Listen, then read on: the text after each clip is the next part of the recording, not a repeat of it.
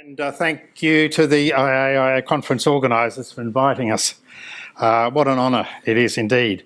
Last IAIA conference I attended was Perth 2008, so it's been a long time between drinks. Nice to be back. Look, Queensland, a beautiful one day, perfect the next, was an advertising and marketing byline for decades. So the spin we're putting on it today is Queensland booming one day, catching up the next. But firstly, I want to give a bit of an overview as... Sorry, wrong way. To southeast Queensland. As with all of Queensland and Australia, it was occupied by the Indigenous people for about 60,000 years or possibly more. Uniquely sustainable management of the landscape, which we're only just now starting to understand some of the layers of. They maintained this beautiful, diverse and productive landscape that we now share. Lesley and I want to acknowledge and pay tribute to the traditional custodians and their legacy, and pay tribute to all the elders. In Brisbane, we particularly acknowledge the Turrbal people within the Yagara or Jagara language group. I refer to the language groups because I don't know if you know, but 2019 is the International Year of Indigenous Languages. And as Shannon has already mentioned, there are about 300 languages, not counting the dialects, across Australia at the time of European invasion. Well, in terms of landforming processes, I guess to me, southeast Queensland really starts, it's formed partly by the Mount Warning caldera and volcanic shield down south of the border, which was very important geomorphologically and extends all the way to Fraser Island. The Mount Warning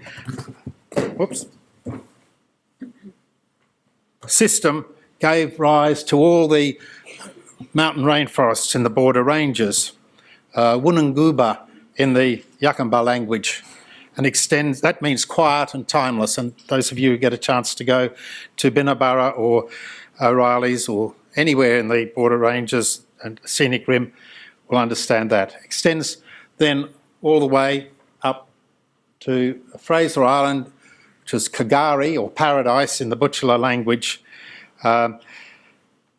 Both of these are now World Heritage, and both of them tell part of the story of the geomorphology of southeast Queensland. But it also takes in the Sand Islands, and well, I'm not getting too good at this. Moreton Bay is bounded to the east by a series of sand islands. Those of you lucky enough to go to North Stradbroke Island would have seen some of the unique characteristics of those. But also, southeast Queensland takes in Moreton Bay, the fertile coastal plains and rivers, the rainforest mountains, and up to Toowoomba on the edge of the Darling Downs to the west of us, as well as the major cities of Brisbane, Ipswich, Gold Coast and Sunshine Coast. Sarah invited you to get to know the Indigenous heritage of Australia a bit better. Well, I'll just indicate that that's undergoing a significant revolution in our understanding, and those of you who do have time to read a book called A Dark Emu by Bruce Pascoe, it's upending our entire understanding of not only how the Indigenous people manage the land, but how we should as well. It's an exceptionally biodiverse part of Australia, partly because of its range of soils and mountains and sand systems, but also the climatic overlap, the oceanic zone overlap, the Gondwanan remnants. The reason I keep coming back to the Fraser Island and the sand systems is that the ecologists' understanding of how these evolved over the past 6,000 years has overturned Northern Hemisphere concepts of ecological succession. So a lot of new ways of looking at ecology and the environment have evolved in this environment. This map shows the areas of biodiversity significance of southeast Queensland. The green areas are state, yellow areas are regional significance, and all the green dots are habitats of endangered, vulnerable and rare species. Part of this has come out of I guess, the tools of GIS mapping that have been available to us over the last 20 or 30 years. Contrast that with the maps of land use, and you can see it's a lot of red, which is urban, concentrated in the urban areas, steadily with a couple of green breaks, but at risk of becoming a 200-mile city extending from the border in the south, Gold Coast, through to Sunshine Coast. And to the west, lots of yellow, that's grazing.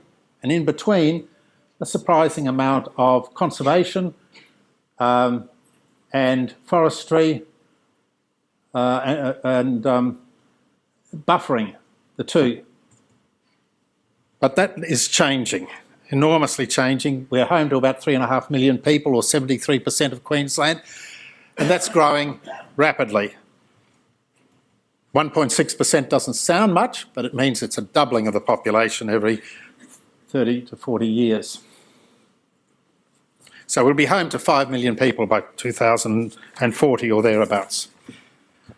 Part of the reason is, it's a subtropical lifestyle. It's a lovely climate, very attractive. We've just experienced one of our hottest summers, exceptionally hot. We just thought autumn would never come. It finally has come to bless you with some nice weather. But yes, that subtropical is starting to feel a lot like tropics where I grew up in Mackay now. So that's all changing. Those of you who've enjoyed Brisbane's cafe scene would be surprised to know that in this climate, outdoor dining was probably unheard of until the 1988 World Expo in Brisbane. That changed enormously the way we recreate outside. Queensland's different. That's been a mantra for many years. Politicians have ignored that at their peril. But there's a lot of paradoxes in there. That's the Maroons, the rugby league team of the state that we're passionate about here.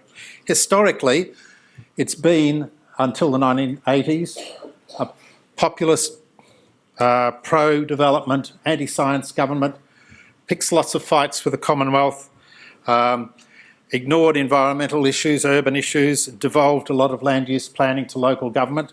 I'm starting to stray into history here, but this was part of the way in which my generation developed its environmental consultancy practice in these days. But paradoxically, it was also the birthplace of the Labor movement in Australia, elected the first communist member of parliament. The sugar industry was certainly run along rural socialism lines.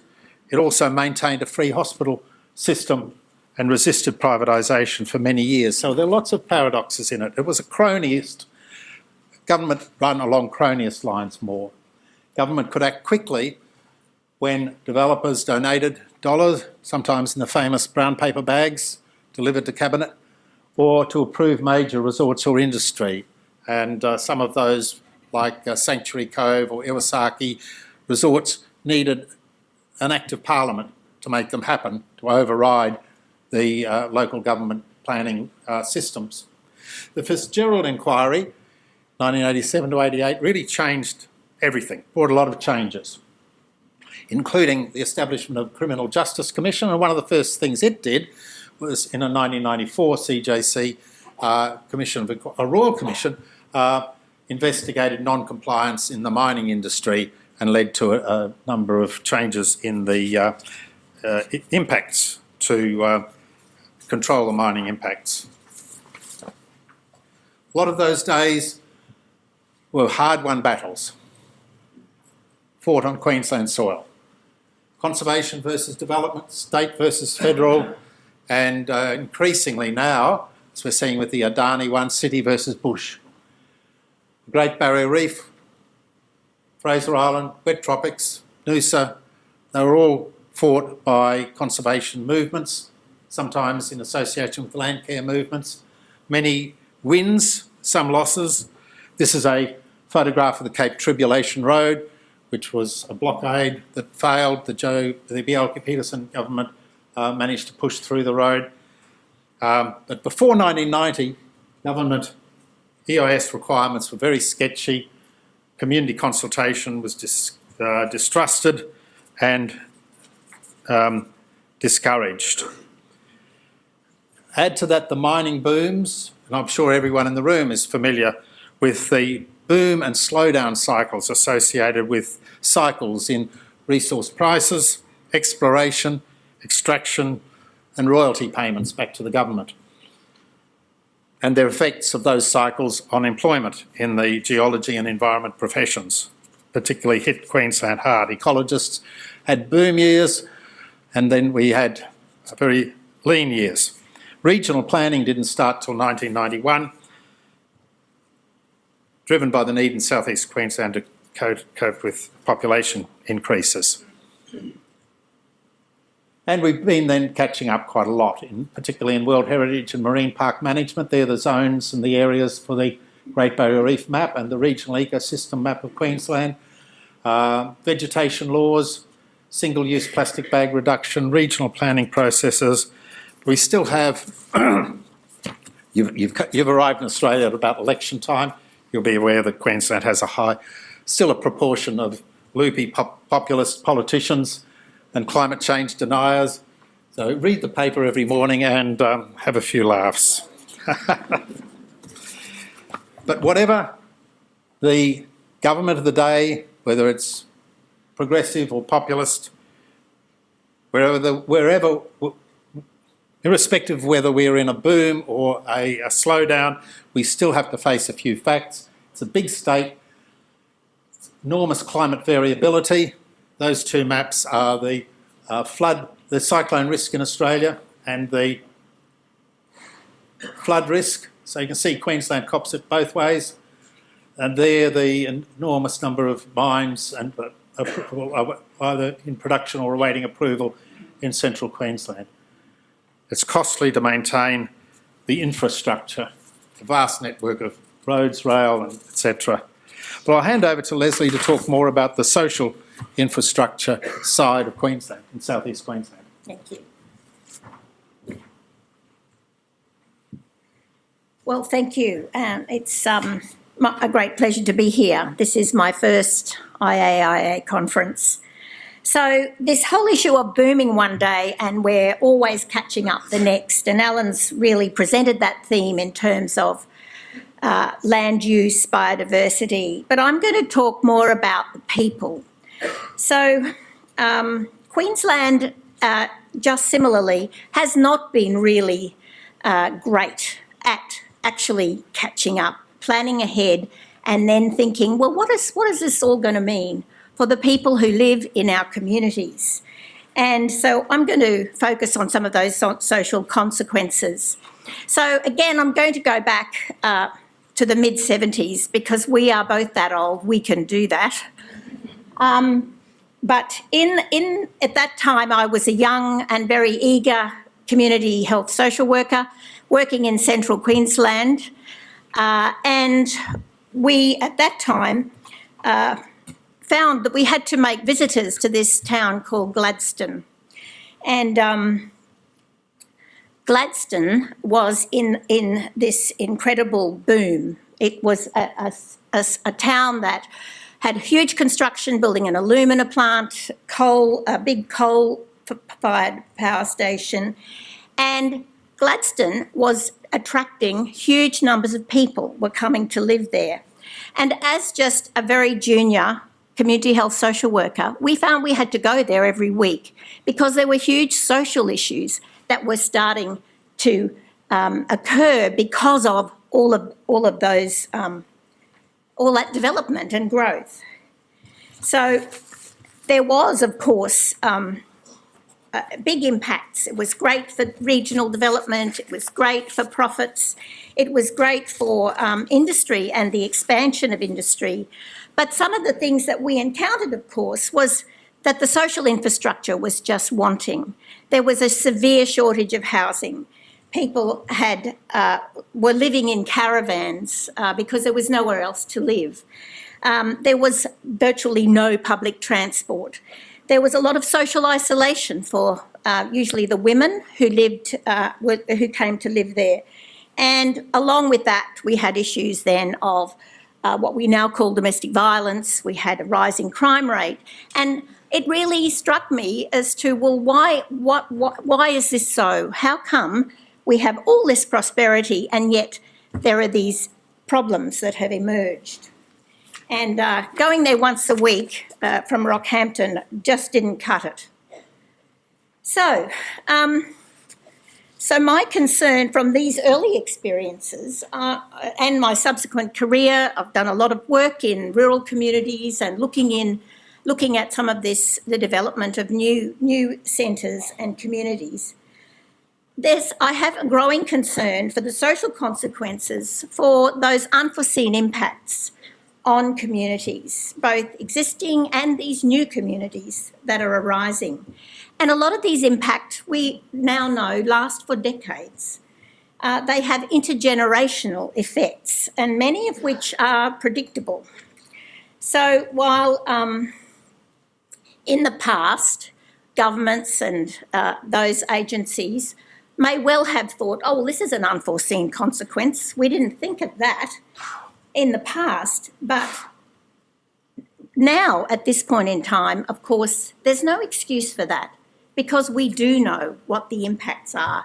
And here we have nearly 1,000 professionals whose business it is to provide that evidence. So, and we have got plenty of evidence from social science, from the environmental sciences, from planning, etc. So this is, I believe, a really important point about social impact and how we go forward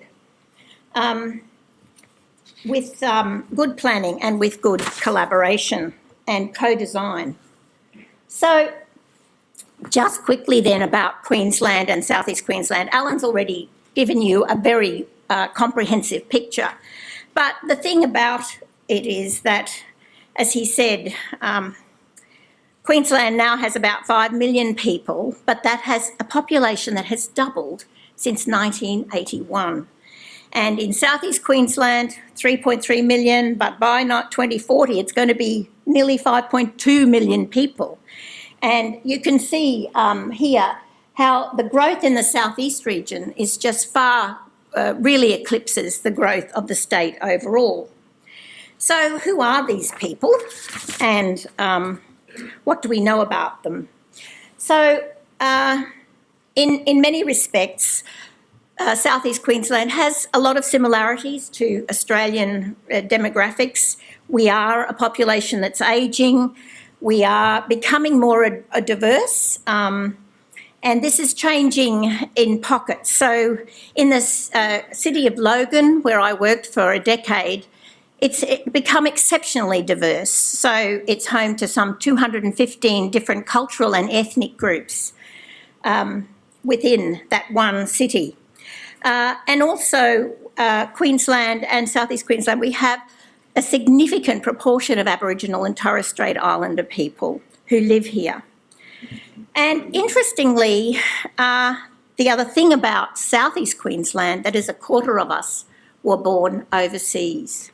So that itself brings a whole lot of considerations and challenges. So given all this growth and all these people, where are they going to live? And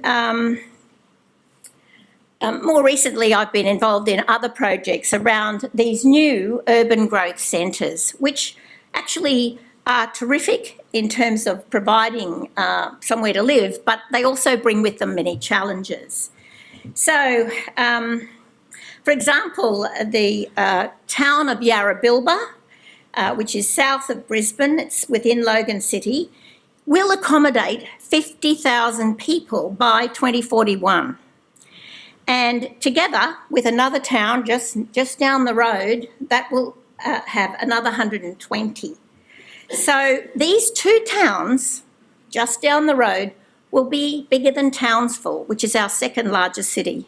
Now, Townsville took 170 years to get to that state. These cities are going to have to do this at breakneck speed in terms of that kind of development. And with that rapid growth, there are social consequences. And there are many more of these. There are plans for a whole range of these new growth centres that will have tens of thousands of people in the not so distant future. Now, we can think about these cities as one, we did some work in Yarrabilba, so you can think about that 50,000 people that will eventually be there.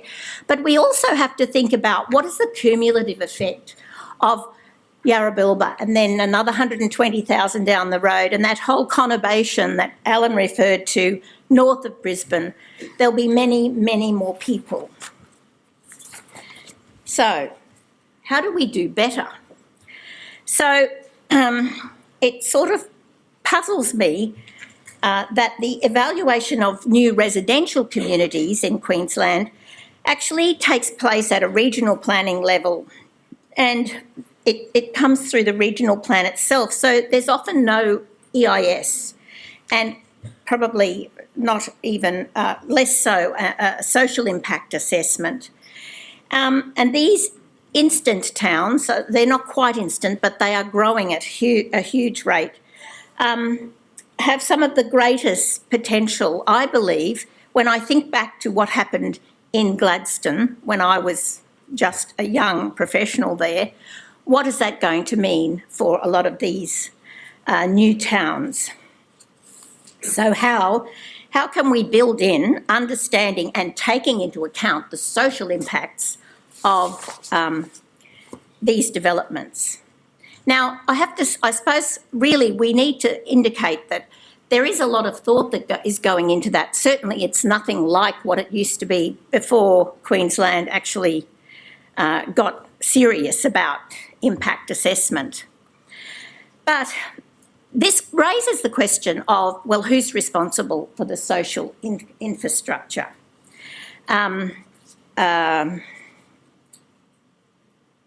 So developers, especially in the last 20 years or so, developers now build in features, amenity, like playgrounds and bikeways.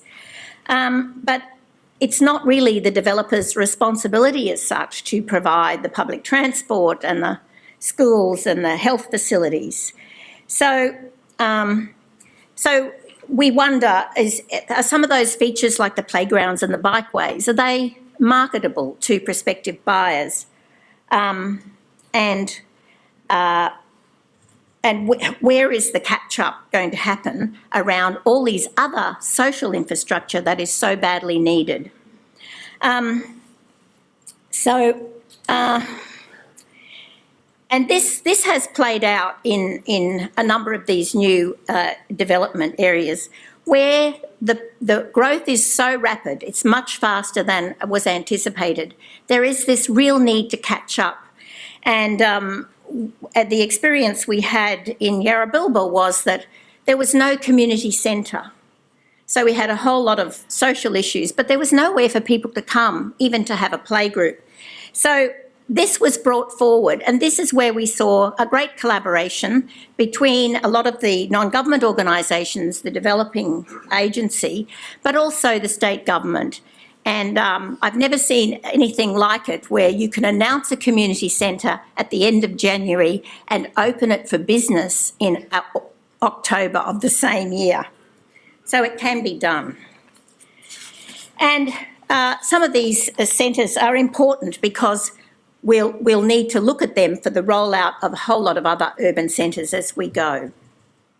So there are, of course, we know there are these very predictable social impacts. We know that social isolation, if there's few support services for young family, if you don't have public transport, then people are going to have two cars, because someone's going to have to drive 20 plus K to their job, and the person left, usually still the woman with children, will have no way of getting around. There's not enough opportunities for local employment often. And so some of these themes are at risk of repeating themselves. But we do know that there are solutions to this.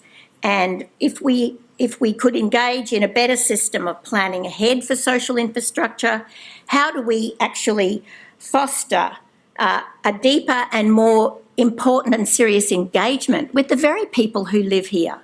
How do we tap into their expertise and their wisdom and their knowledge about what will work?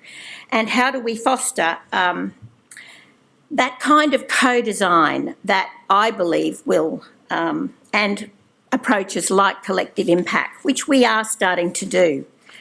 So we have got a lot of catching up to do, but I think we are on the way. And I'm going to hand back to Alan now to summarise. Yeah, just very quickly, not quite, I'm finishing. I just wanted to put this up, I guess, as part of a way of tribute or recognition of the Charlie Wolfe as the father of social impact assessment, and wonderful artwork from Nancy that seems to be particularly appropriate to what we're talking about. It's called Secluded Dwellings in Summer Mountains, but it's the people clinging to their lifestyles surrounded by freeways. Queensland's changed and will continue to change. We're getting more like the rest of Australia.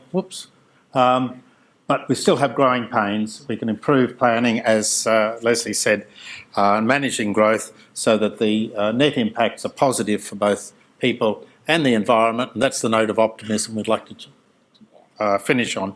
Thank you very much. And I think we should have a revolution.